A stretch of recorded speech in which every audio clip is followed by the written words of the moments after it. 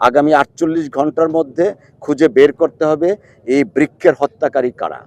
আজকে আসলে ব্যক্তিগতভাবে আমার জন্য একটা বেদনা বিধুর দিন এবং এলাকার জন্য বটে। দেখেন, গাছ শুধু একটা গাছ না, এটা একটা জীবন। আমি বলবো এই গাছগুলাকে হত্যা করা হয়েছে। যে বা যারা হত্যা করেছে, আমি একটু আগেও মসজিদে বলছি আল্লাহ যেন তাদেরকে হেদায়েত করে।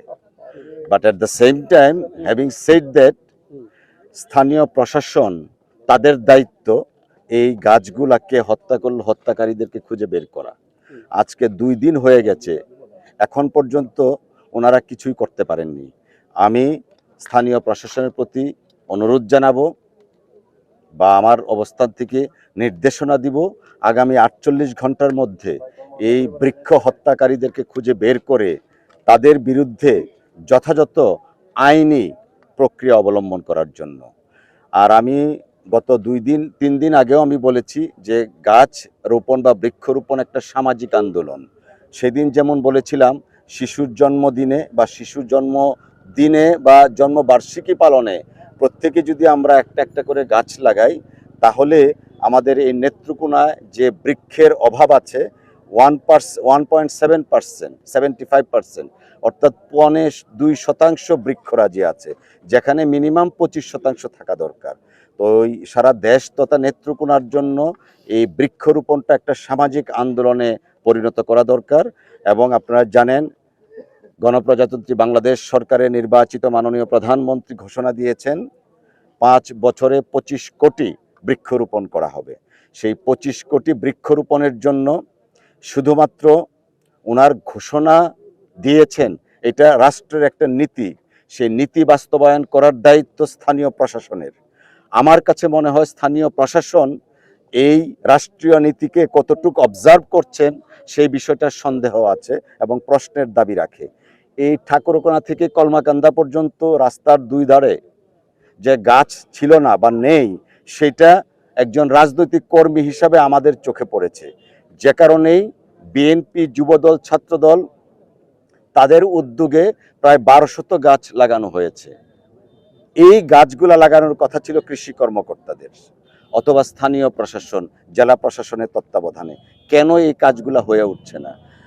আপনারা যদি শ্যামগঞ্জ থেকে দুর্গাপুর পর্যন্ত যান, সেখানেও দেখবেন পর্যাপ্ত জায়গা আছে।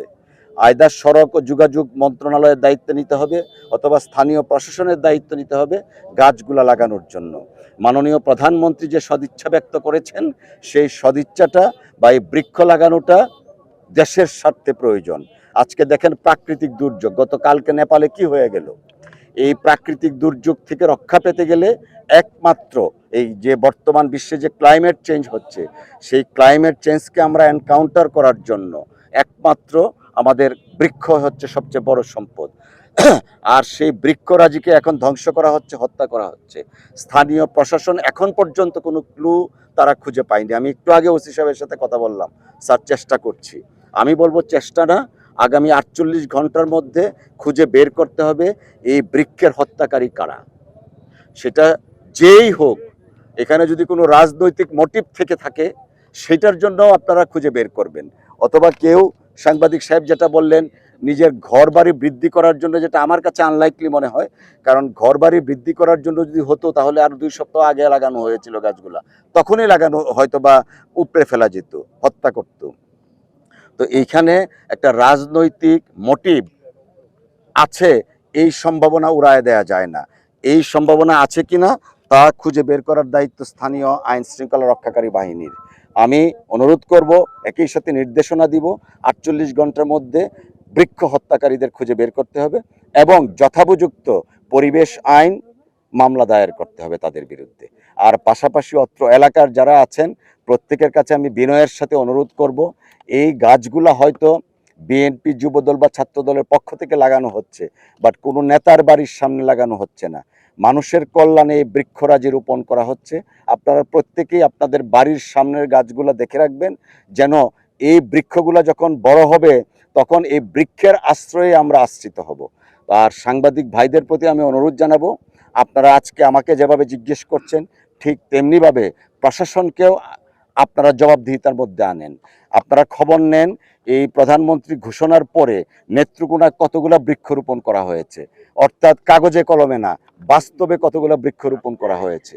5 কোটি বৃক্ষরোপণ করলে 64টা ডিস্ট্রিক্টের মধ্যে আমরা কতগুলা পাই, অর্থাৎ নেত্রকোনা জেলায় কতগুলা বৃক্ষ লাগানো উচিত ছিল, কতগুলা লাগিয়েছে, সেই ব্যাপারে আপনারাও ভূমিকা রাখতে পারেন। আমি যেটা সবসময় বলি, সাংবাদিকরা হচ্ছেন রাষ্ট্রের চতুর্থ স্তম্ভ। আমরা জনপ্রতিনিধিরা আপনাদের অ্যাকাউন্টেবিলিটির মধ্যে যখন আসব, প্রশাসন যখন অ্যাকাউন্টেবিলিটির মধ্যে আসবে, তখনই একটা প্রকৃত বাংলাদেশ গড়া উঠবে। আর এই বৃক্ষরাজিগুলা 5 অগাস্ট অর্থাৎ ফেসিজম বিরোধী, ফেসিস্টের পলায়ন দিবসকে স্মরণীয় করে রাখার জন্য এই গাছগুলা লাগানো হয়েছিল। তো আপনারা আন্দাজ করতে পারেন, যদি ইন্টেনশনালি কারা হত্যা করতে পারে এবং আইন শৃঙ্খলা রক্ষাকারী বাহিনী যদি নীরব থাকে, আমরা ধরে নিব ফেসিজমকে প্রকারান্তরে সহযোগিতা করার জন্যই এই সমস্ত কাজে তারা নীরবতা পালন করছেন। আপনাদের সকলকে অসংখ্য ধন্যবাদ।